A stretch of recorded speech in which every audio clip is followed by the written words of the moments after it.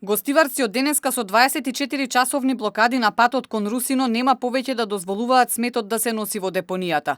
Најавуваат дека остануваат таму се додека прво не се изгасне огнот, а потоа и да се започне со итно решавање на проблемот. 24 сата имаме дежурства тука, поставено наши луѓе, организацијата е наша, сите сме наши доброволци. 10 дена ќе биде до исполнување. Ако не ги исполнат условите и натаму, ние понатаму ќе блокираме. Од комуналното предпријатие пак се децидни. Сметот мора да се носи на Русино, оти друга локација нема. Сите ние сакаме да имаме една современа депонија со сите европски стандарди. Ние сме за ово.